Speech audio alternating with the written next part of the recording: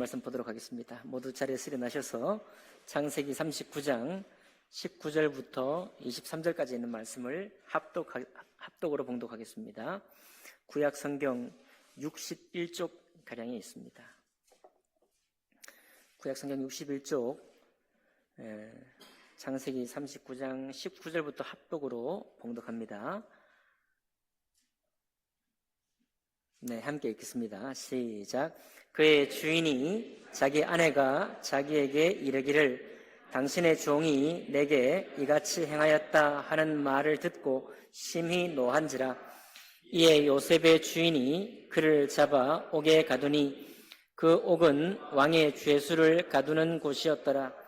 요셉이 옥에 갇혔으나 여호와께서 요셉과 함께 하시고 그에게 인자를 더하사 간수장에게 은혜를 받게 하심에 간수장이 옥중 죄수를 다 요셉의 손에 맡김으로 그 재반 사물을 요셉이 처리하고 간수장은 그의 손에 맡긴 것을 무엇이든지 살펴보지 아니하였으니 이는 여호와께서 요셉과 함께 하심이라. 여호와께서 그를 범사에 형통하게 하셨더라. 아멘. 말씀과 예배를 위해 기도하겠습니다. 존귀하신 하나님 아버지, 오늘 요셉의 일생을 통하여 하나님 아버지, 우리가 이 세상 살아가면서 또 믿음 있게 살아가면서 우리가 품고 소망할 삶의 비전을 가르쳐 주시기를 원합니다. 주님 가르쳐 주실 때 성령께서 우리 마음을 감동하셔서 오 주님, 아멘, 내가 여기 있사오니 나를 그렇게 인도해 주옵소서 하고 고백하는 저희들 모두가 될 수 있도록 이 시간 역사해 주옵소서. 모든 예배를 주님께 의탁할 때 귀하신 우리 주 예수 그리스도 이름으로 기도하옵나이다. 아멘. 자리에 앉으시겠습니다. 오늘 읽은 말씀을 본문으로 해서 요셉의 하나님이라는 제목으로 말씀 나누겠습니다. 최근에 전 국민 그리고 전 세계적으로 유명한 드라마가 있다고 합니다. 그 역할을 맡은 사람의 드라마 속 이름은 애순이라고 하는데요. 애순이라는 역할을 맡은 이 아이유라는 배우가 가수자 배우죠. 자기가 맡았던 그 배역에 대해서 이렇게 얘기를 했다고 해요. 제가 연기했던 모든 배역들을 다 애정하고 좋아하지만은 이번에 맡은 애순이라는 역할은 저에게 귀한 훈장처럼 오랫동안 마음 어딘가에 모셔놓을 것 같은 역할이다. 너무 영광스러운 캐릭터였다라고 고백했다고 합니다. 그러면서 나도 이 애순이라는 캐릭터뿐만 아니라 그 드라마 속에 있는 사람들처럼 멋진 어른 그리고 향기로운 아름다운 향기를 남기고 가는 사람이 되었으면 좋겠다라고 고백했다고 해요. 드라마 보신 분 계신가요? 저도 이제 6화까지 봤는데요. 제목은 복삭 소가수다라는 드라마입니다. 드라마 광고를 했군요.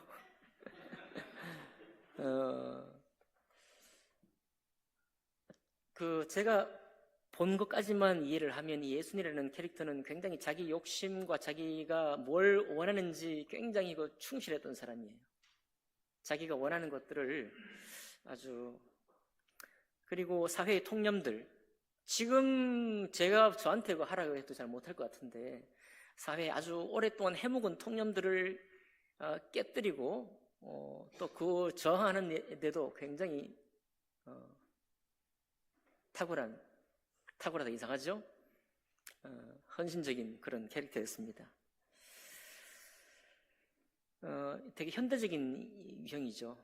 그러니까 우리가 드라마의 배경은 70년대, 80년대 정도의 배경인데 그 인물, 캐릭터의 성격은 2025년도에 사는 사람 같아요.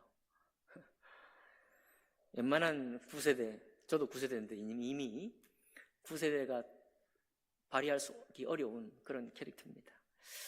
이 말씀 드린 것은 우리가 이 땅에 살아가면서 어떤 사람이 될 것이냐, 또 어떻게 살 것이냐를 생각할 때 이 세상에서 제시해주는 여러 가지 모델들이 있습니다. 뭐 성공은 기본이고, 또 뭐 능력 있는 사람, 또 뭐 여러 가지 뭐 캐릭터가 많이 있죠. 그런데 아무리 살펴보아도 귀한 사람으로 나는 살다가 죽고 싶다라고 하는 소망을 이렇게 제시해주거나 격려하거나 그런 삶의 모델이 어떤 모델인지를 막 여러 군데에서 떠들거나 하는 것이 없는 것 같아요.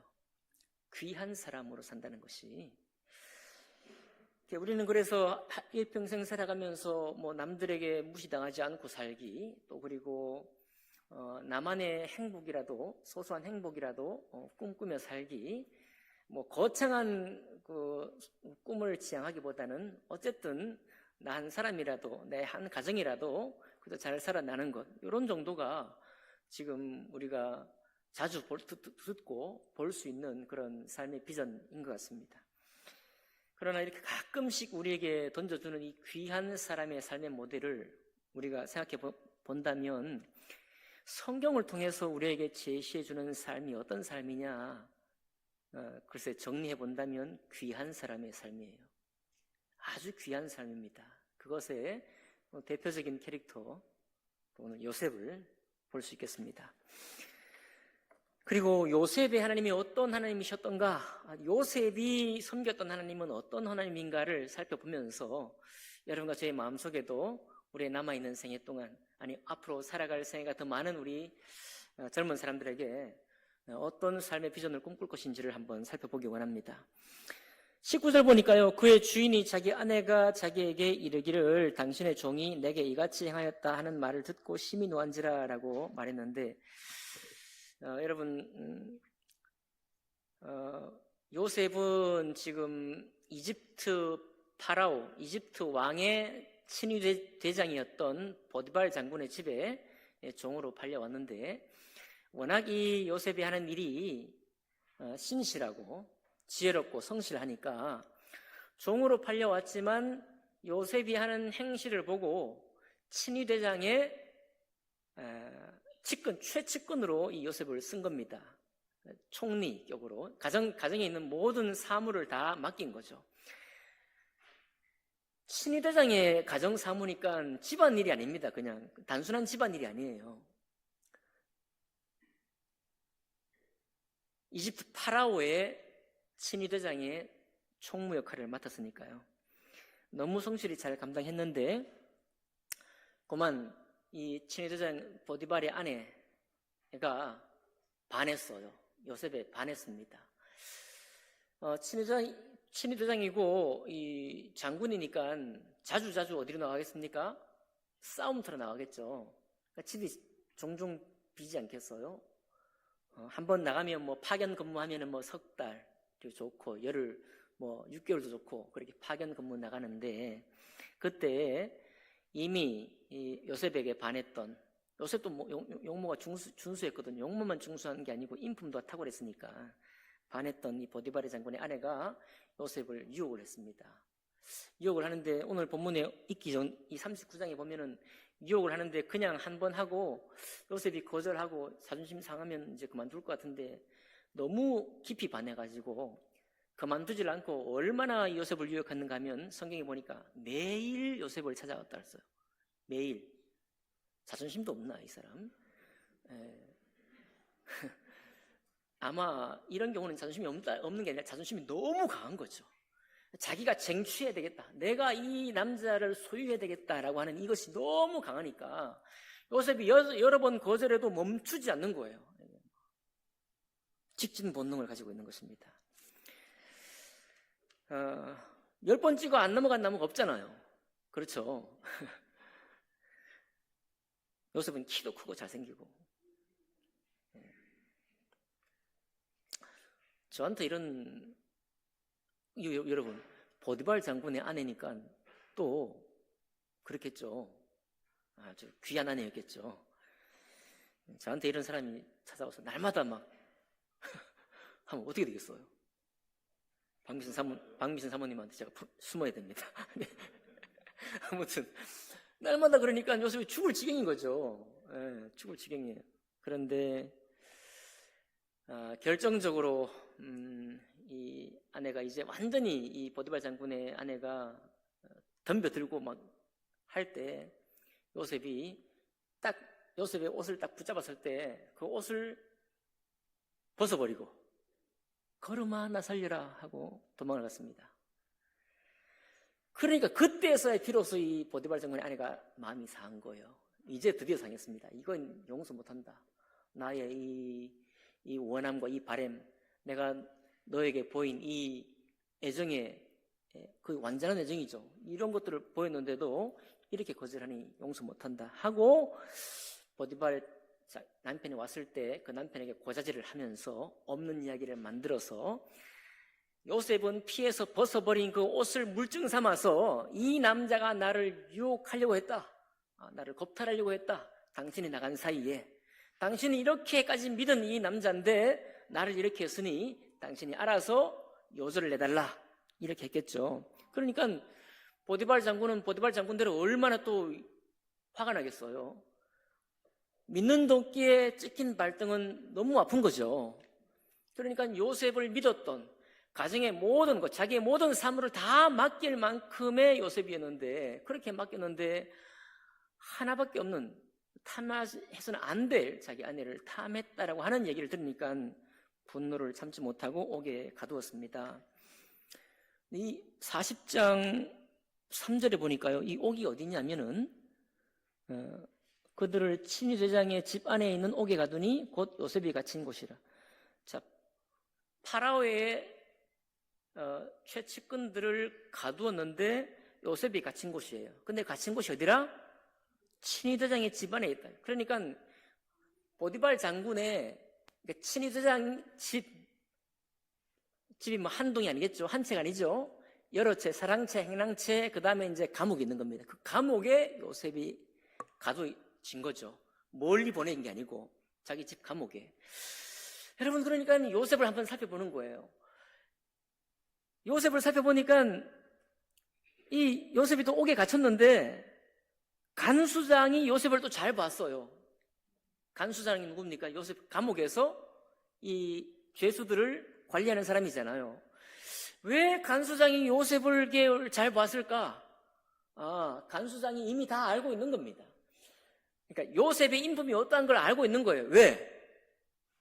보디발 장군이 집에 있는 사람이니까. 그죠? 그 집에 감옥에 있는 간수니까. 보디발 장군이 요셉을 딱 보고 자기의 모든 가정의 일을 다 맡겼다는 거 했을 때 간수장도 그 소문을 알아요, 몰라요? 요셉 행실을 들었어요, 못 들었어요?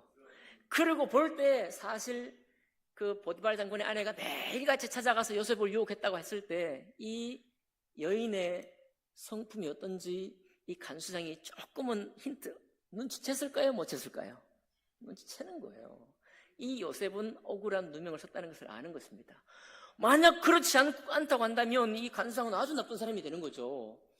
장군도 배반하고 장군의 아내도 배반하니까 그 고소된 말을 다 듣고도 요셉을 잘 대할 수 있나요? 자기가 모시고 있는 장군의 아내를 겁탈하려고 했는데 그 사람을 잘 대할 수 있습니까? 아주 역적이 되는 거죠. 그런데도 불구하고 잘 됐습니다. 간수장은 본 거예요. 요셉을 알고 있는 것입니다. 이렇게 모함을 당하고 감옥에까지 버려지게 되고 자기를 신뢰해서 믿어줬던 장군의 아주 역정을 내는 그 어려움을 당한 처지에서 요셉을 잘 보고 요셉에게 은혜를 베푸는 사람이 있다는 것입니다. 그럼 우리가 요셉을 좀 알고 있잖아요. 요셉이 어떻게 이렇게까지 왔을까요? 여러분, 요셉의 인생이 시작된 것은 이와 같은 이 사건이 있기까지 첫 시작은 요셉이 꾼 꿈입니다. 물론 꿈꾸기 전에도 요셉의 아버지 이름이 뭐죠?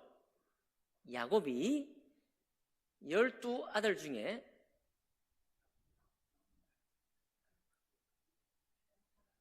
11아들이었던가요? 예. 아들 중에 막내로 요셉이 태어났을 때 막내로 태어난 요셉을 너무너무 사랑한 거죠. 예. 막내는 참 귀하잖아요. 예. 다 귀해요. 다 귀한데 막내에 대한 특별한 또 그런 귀함이 있잖아요. 그렇죠? 예. 너무 사랑해서 나머지 10명의 형제들에게 이미 진작부터 시기를 좀 당했지만은 하나님이 요셉에게 꿈을 보여줬습니다. 그 꿈이 뭐냐면은 11볕단이 요셉에게 자라는 꿈, 그리고 해와 달과 별들이 또 요셉에게 자라는 꿈, 이 두 꿈을 2번이나 꾸게 해 주었고, 첫 번째 꿈은 이제 형들이 자라는 건데, 두 번째 꿈은 아버지와 엄마와 형들 모두가 다 막내인 자기에게 자라는 꿈이에요. 이거를 17살 된 요셉이 막, 안 그래도 형들이 시기를 당하고 있는데 자랑을 막 하면서 하니까 형들이 아주 마음이 완전히 상했어요. 그래서 요셉을 어떻게 하려고 했습니까? 죽이려고 웅덩이에 던져버렸죠. 근데 성경에 보니까 그 던져준 웅덩이는 물이 없는 웅덩이, 익사하지 않는 물이 없는 웅덩이에 던져졌고, 그것도 성에 안 차서 이제 안 되겠다, 이거 죽일 수는 없지만은 죽여서는 안 되겠다는 의견이 있어서 죽이지는 않고 끄집어내가지고 미디안 상인, 이스마엘의 상인 사람들에게 팔아버렸잖아요. 종으로 팔아버렸죠. 그 종으로 팔아버리고 이제 흘러 간 곳이 보디발 장군의 종으로 다시 팔린 거잖아요. 자, 그러면 요셉이 구덩이에 던져질 때 형들에게 어떻게 했느냐? 성경에 잘 안 나와 있지만 40여 장 후에 요셉이 딱 한마디 해요. 유다가 그때 내 동생이 살려달라고 애원했을 때라는 말을 성경에 나옵니다. 그러니까 요셉이 17살이니까 뭐 고등학교 이제 1, 2학년 정도 되잖아요. 그럴 때 형들이 자기를 죽이려고 했을 때 막내 요셉이 나는 하나님을 믿습니다 하고 점잖은 게 아니고 살려달라고 애원했던 거예요. 왜 형들 나한테 왜 이러냐고 막 그렇게 매달린 것입니다. 그렇게 매달렸는데도 불구하고 형들이 자기를 죽이려고 하고 팔아버렸으니까 17살에 당한 거고, 그 전에도 형들의 시기를 받았으니까 이 인생은 끝난 인생이죠. 여러분과 제가 생각할 때 이런 경험을 했다, 어떻게 살 수 있겠어요? 어떻게 이 땅에서 내가 존중받는 인생으로, 내가 어떻게 다른 사람 앞에 내가 정말 자존감을 있는 그런 사람으로 살 수 있겠습니까? 혈육인 형제들에게 버림받고 죽임을 당할 만큼이나 그렇게 미움을 받았는데, 이웃도 아니고 사돈 사촌 뭐 6촌 8촌도 아니고 말이죠. 그러니까 이런 사람은 정말 사무친 상처 때문에 제대로 살기가 쉽지 않은 형편이에요. 요셉 같은 이런 처지가 뭐 지금 없겠느냐 하면 왜 없겠습니까? 각종 여러 가지 버림받았다고 하는 그런 생각을 갖게 하는 일들이 많이 있죠. 세상에 범죄자가 되기도 하고 삐딱한 사람이 되기도 하는데, 그 많은 사람들이 다 스스로 잘못되는 것이 아니라 그의 자라온 환경이 수많은 자기 스스로 어떻게 통제할 수 없었던 많은 사실들 때문에 그렇게 삐뚤어지는 사람이 얼마나 많아요. 살인자가 되고 도둑놈이 되고 강도가 되고 그런 사람이 얼마나 많습니까? 아마 요셉의 인생이 그럴 수밖에 없는 처지에 있습니다. 그런데 요셉이 신기하죠. 요셉이 참 귀한 사람이에요. 여러분, 요셉이 참 귀한 사람입니다. 여러분, 귀한 사람 됩시다. 여러분과 제가 어떻게 어린 시절에 무슨 일을 겪었던지 오늘 요셉을 통해서 그렇지 않을 수 있구나. 수많은 심리 상담가들은 항상 묻습니다. 과거에 우리의 행적이 어떻는지, 우리가 어떤 아픔과 어떤 트라우마에 시달린지를 물어요. 그리고 우리는 다 이해합니다. 저런 트라우마가 있구나, 저런 상처가 있구나, 그러니까 이렇게 되었구나, 알 수 있어요. 충분히 짐작하고도 남습니다. 그러나 요셉도 분명히 그 트라우마를 가지고 있음에도 불구하고 요셉은 거기에 얽매이지 않고 사는 은혜가 있었습니다. 자기가 겪은 상처에 얽매이지 않은 은혜가 있었어요. 어디에서부터 그런 은혜가 나왔을까요? 어디에서? 첫 번째는 요셉의 성품입니다. 요셉의 성품이에요. 여러분 당황하지 마시고, 하나님이 먼저 말하기 전에 요셉의 성품이에요. 요셉의 성품을 보니까 요셉은 보디발 장군에게도 그 성실함과 정직함과 진실함이 인정받았다. 이 말은 그가 그렇게 산 것이죠. 예. 만약에 어릴 적 상처가 나를 짓눌렀다고 한다면 어딘가는 원하는 흔적 때문에 저 사람이 능력은 좋은데 믿고 맡길 수는 없다, 이렇게 나올 겁니다. 그렇죠? 그런데 요셉은 능력만 좋은 것이 아니라 그런 아픔에도 불구하고 인품이, 그리고 맡겨진 일에 대한 신실함이 마치 아무런 상처가 없는, 그저 사랑 안에서 자란 것 같은 사람으로 산 것입니다. 그러니까 보디발 장군이 바보가 아니거든요. 친위대장은 이집트 왕 파라오의 신임을 받은 사람입니다. 그러니까 보통 사람이 아니죠. 아무나 쓰는 사람이 아니에요. 아무나 인재로 쓰는 게 아닙니다. 그런 사람들의 완전히 신뢰할 만큼의 상처에 매임이 없었던 것입니다. 그럴 뿐만 아니라 오늘 말씀에는 없지만은 이제 보디발 장군의 신임을 받고 나중에 누구의 신임까지 받아요? 파라오의 신임까지 받잖아요. 이집트 왕의 신임까지 받아서 이집트의 총리직까지 수행하게 하게 되잖아요.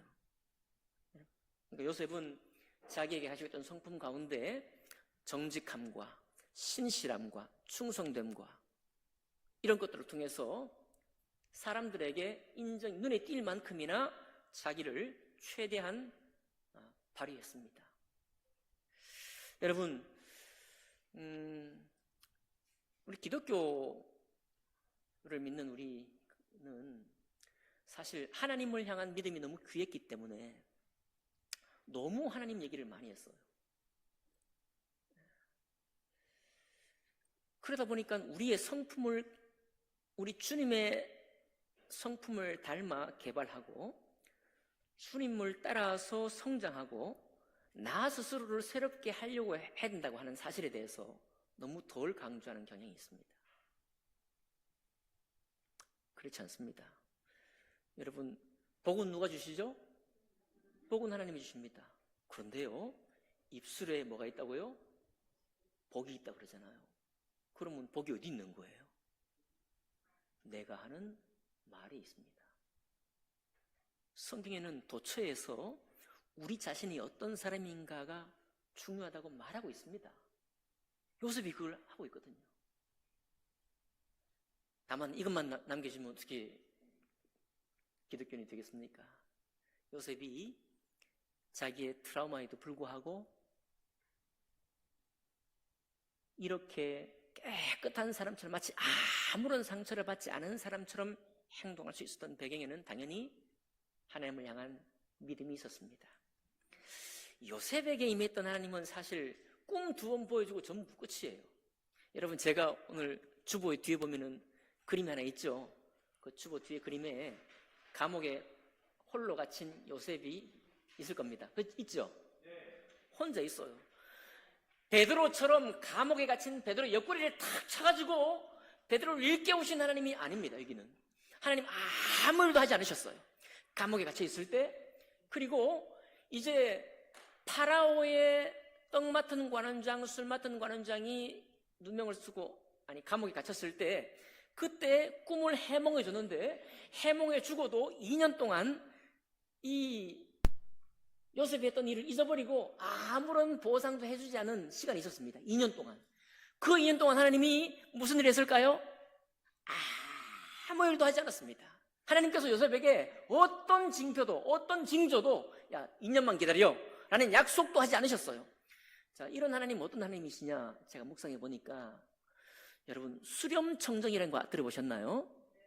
수렴청정은 보통 이제 어린 그 왕자가 왕이 되고 난 후에 이제 어머니가 대왕 대비가 되어가지고 이제 정치를 하는 거잖아요. 근데 수렴청정의 원래 의미가 뭐냐면, 수렴, 이제 들이운다는 거예요. 어렴은 발입니다. 발을 들이운 채로 청정, 정사를 듣는다, 이런 얘기예요. 여러분, 그래서 사극 보면은 그 대왕 대비 마마가 있고 이제 어린 왕이 있는데 그 사이에, 신하들과의 사이에 발이 내려와 있죠. 그래서 어린 왕은 얼굴을 똑바로 볼 수 있지만 대왕 대비는 얼굴을 볼 수 있어, 없어요? 없어요. 이렇게 구별되는 거는 원래 그 신성한 권위하고 이 세속과를, 그러니까 신하들과 왕의 그 권위가 다른 것을 구분해주는 표시입니다. 이것은 뭐 전 세계 동서고금을 막론하고 어디에나 있는 것이죠. 구분하는 것. 심지어 우리 지성소와 성소를 구분하는 것도 휘장으로 구분하잖아요. 막 들리지 않는 벽을 탁 쳐버리는 게 아니고 휘장을 탁 쳐놓습니다. 지성소와 성소도 딱 구분해 주지 않습니까? 그러니까 그 발은 명확히 보이진 않지만 다 듣고 사람들이 원하는 거 듣고 신하들이 말하는 것도 듣고 또 자기 목소리도 들려주는 그런 것이 수렴입니다. 수렴. 제가 요셉의 하나님을 묵상해 보니까요, 하나님 그러신 것 같아요. 딱 꿈으로 2번 딱 보여주고, 그리고는 하나님은 한 번도 요셉에게 나타나지 않았습니다. 이 성경이 이렇게 되어 있어요. 요셉이 꿈을 잘 꾸고 꿈을 해몽을 잘하니까 그 사이에도 계속 꿈으로 나타나셨을까요? 모르지만 성경에는 그런 언급이 없습니다. 여러분, 하나님은 그와 같은 하나님일 수가 있습니다. 하나님은 여러분과 제가 답답해하고 괴로워할 때 그때 짠 나타나가지고 베드로 옆구리를 치듯이 우리를 일깨우시지 아니하시고 그저 안 계신 것처럼 계실 수 있는 거예요. 그때 우리가 발휘해야 될 것이 바로 믿음인 겁니다. 믿음. 요셉이 그렇게 하나님께로부터 이 꿈을 받았다는 것을 알고서 무슨 가정교육을 받았는지 모르겠지만 글쎄요, 17살까지 아브라함의 하나님, 이삭의 하나님, 야곱의 하나님이었으니까 자기 증조 할아버지, 아버지로부터 여호와 하나님에 대한 교훈을 받긴 받았을 거예요. 그리고 자기가 자기에게 주신 이 꿈을 안고서 요셉은 한 번도 하나님을 향한 신앙이 떠내려가 본 적이 없습니다. 그러니까 사실 우리 39장 11절인가요? 9절 보니까 요셉이 이 보디발 장군의 아내 유혹을 이길 수 있었던 2가지 이유가 나오는데요. 9절 보니까요, 이 집에는 나보다 큰 이가 없으며 주인이 아무것도 내게 금하지 아니하였어도 금한 것은 당신뿐이니 당신은 그의 아내임이라. 자, 요셉은 인간적으로 자기를 신뢰한 주인 보디발 장군에 대해서 충성했습니다.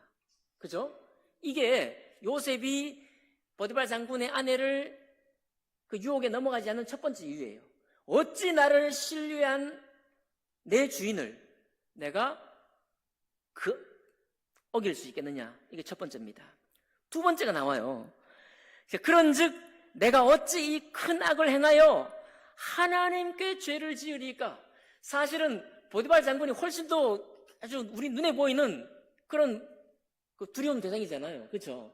그런데 요셉이 고백하는 거예요. 그래, 주인을 내가 범하는 건 정말 잘못된 거다. 뿐만 아니라 내가 만약 그의 유혹에 넘어가 악을 범하게 되었다고 한다면 그것은 누구에게 득죄하는 거다? 나의 하나님께 죄를 짓는 것이다. 이런 분명한 신앙이 요셉에게 있었던 것입니다. 자, 꿈으로 2번 나타났는데 그 뒤로 나타난 적이 없는 하나님. 그저 성경에는 반복해서 하나님께서 요셉과 함께 하심으로라는 말씀만 계속 반복되고 있습니다. 하나님께서 요셉과 함께 하심으로. 그 말은 여러분, 여기 하나님 계신가요? 아멘. 네, 믿음이 하면 감사합니다. 우리 눈에 보이도록 주님이 계시지 않아도 주님이 계시는 것인데, 여기 창세기 요셉 기사에서 하나님이 요셉과 함께 하시면 이 말의 뜻은 뭐냐면, 요셉이 하는 모든 일, 아까 성실하고도 능력 있게 정말 잘 감당했다 그랬잖아요. 그 감당한 일이 열매가 선하게 맺히도록 인도해 주신 것입니다. 여러분, 우리는 이 세상에 많은 경험을 하잖아요. 아무리 능력 있고 인품도 좋은데도 불구하고 일이 안 돼. 그런 사람이 있어요, 없어요? 그런 경우 있습니까, 없습니까? 있잖아요. 자, 이렇게 우리가 얘기하면 좀 요셉의 인생이 좋은 것 같긴 하지만 사실은 액면을 보면 요셉은 정말 황당한 사람이죠. 요셉이 정말 인생이 형통했습니까? 요셉이 인생이 형통했을까요? 17세에 버림받은 건 고사하고 이스마엘의 사람들, 미디안 상인에게 팔린 것, 얼마나 서러워요? 그리고 보디발 장군의 종으로 또 팔린 것 얼마나 서럽습니까? 모함 당해서 감옥에 갇힌 것 얼마나 서러워요? 그리고 또 감옥에서 꿈을 해몽해 주고도 2년 동안 아무런 은혜를 받지 못한 것 얼마나 서럽습니까? 그렇죠? 애굽의 총리가 되었을 때 애굽의 신하들이 가만히 있었겠어요? 성경이 나오진 않지만 어디서 굴러온 돌이에요? 요셉은 이집트인도 아니잖아요. 유대인이 아닙니까? 굴러온 이방인이 우리 네로라는 사람들 다 물리치고 파라오의 총리가 되었으니까 그를 향한 시기가 있었겠어요? 없었겠어요? 자기 형들 10명이 되는 형들도 아버지의 사랑을 독차지한 요셉을 보고 시기했는데 그 무신하들이 가만히 있었겠습니까?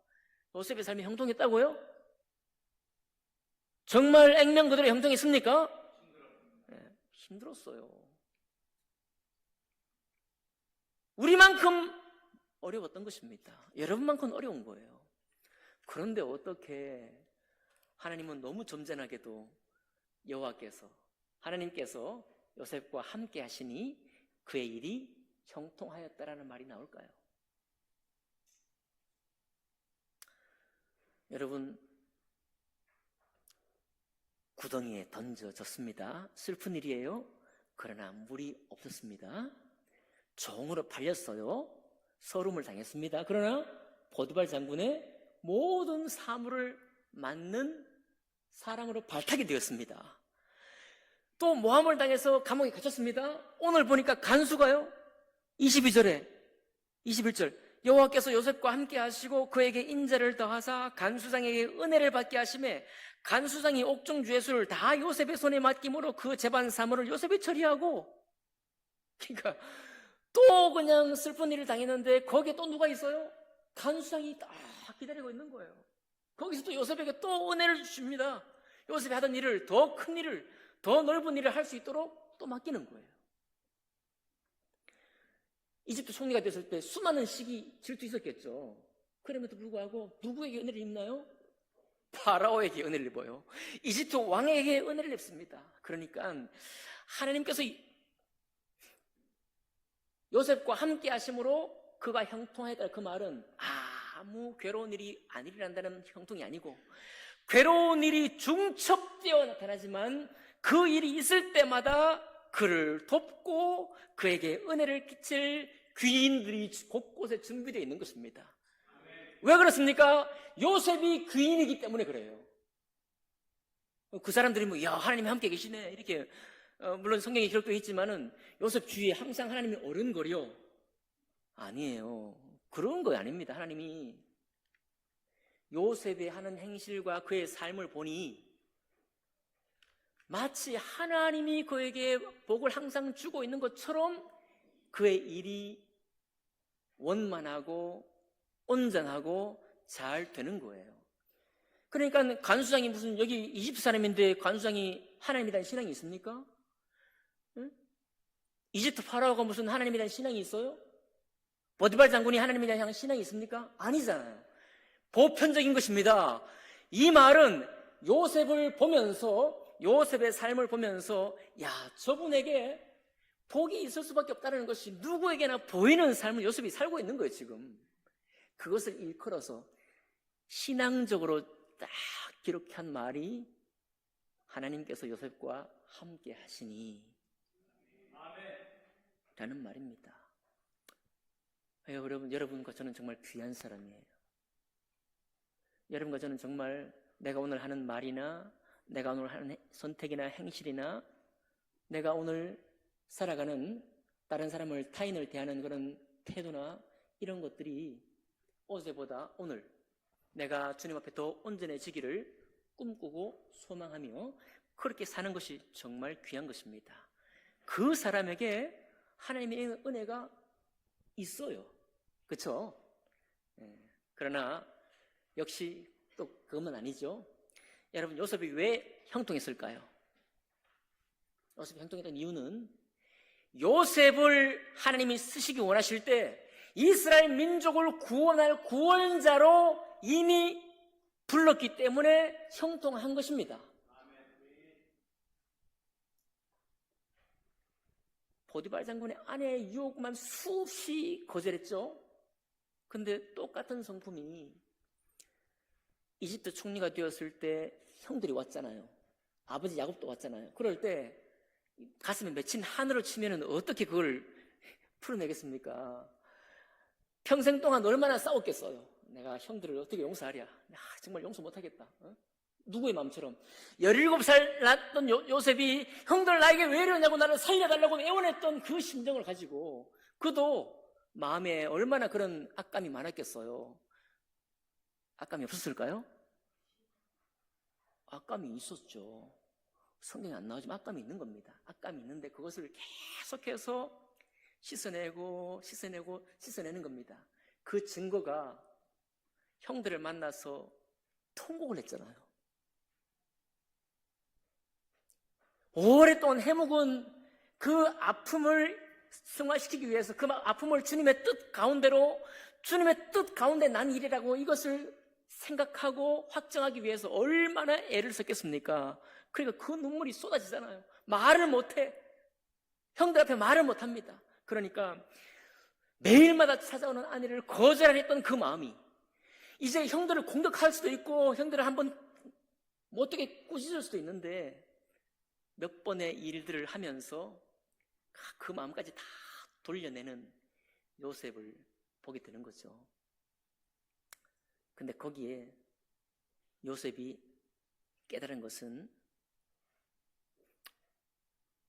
11별과 달과 해가 자기에게 절하는 그 꿈이 결국은 이집트에서 종살이 하던 이스라엘 사람들을 건져낼 소망인 것을 깨닫게 되잖아요. 그렇죠? 그러니까 이 비전과 이 소망을 이루기 위해서 하나님께서 도처에서 수렴이죠. 나타나 있지는 않지만 주님이 버젓이 나타나서 말하고 꿈에 말하진 않았지만은 요셉을 그 하나님의 꿈을 이룰 수 있도록 도와주는 손길이었다는 것입니다. 요셉의 하나님은 그런 하나님이에요.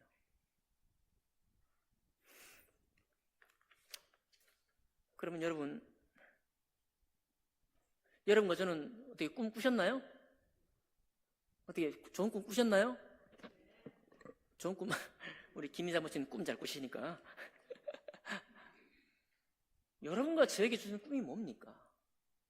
하나님, 난 요셉 같은 꿈 꾼 적이 없는데요? 주님, 그냥 나는 이정식이 불과한데요? 저는 내 이름 석자에 불과한데요? 내게 무슨 꿈을 줬나요? 여러분, 이 꿈을 이루시기 위해서 끝까지 요셉을 형통한 길로 보이지 않는 손처럼 인도하셨던 주님이신데 여러분과 저는 어떤 꿈으로 인도하셨는가 하면 여러분 놀라지 마십시오. 예수 그리스도 안에서 우리에게 펼쳐 보이신 모든 미래 그리스도의 나라 하나님의 나라를 여러분과 저에게 전체적으로 꿈으로 안겨 주었습니다. 하나님의 나라를 이룬 사람으로 우리에게 맡기신 거예요. 그 확증이 꿈을 2번 꾸게 한 것이 아니라 예수 그리스도입니다. 예수 그리스도가 그 확증이요. 예수 그리스도가 바로 여러분과 제가 꿀 꿈의 전부예요. 그분이 보시는 삶이, 그분이 우리에게 말씀하시는 그분의 말씀의 뜻이 바로 여러분과 저의 비전이고 소망인 것입니다. 안 믿을지 몰라요. 믿으셔야 해요. 종말에 10골을 차지할 것이다. 누구에게요?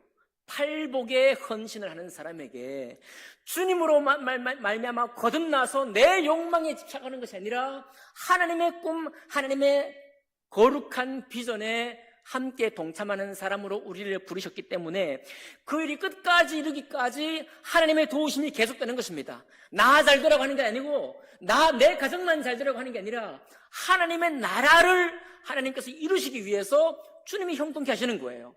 근데 그 과정에 뭐가 있습니까? 자빠지고 넘어지고 대적자가 생기고 모함하는 사람이 생기는 거예요.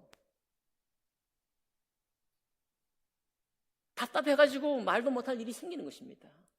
여러분, 그러니까 하나님 믿고 그런 일 안 생기기를 바라는 마음으로 처음에 믿을 수도 있겠지만은 그러시면 안 돼요. 그런 인생은 세상에 없습니다. 그러는 인생은 세상에 없어요. 다만 똑같은 환난, 비슷한, 누가 심하고 심하지 않은 그런 차이는 있겠고, 젊을 때 어려움을 겪느냐, 좀 더 나이가 들었을 때 겪느냐, 그런 차이는 있겠지만 똑같이 환난 속에 있습니다. 여러분 인생 통해서 경험하셨죠?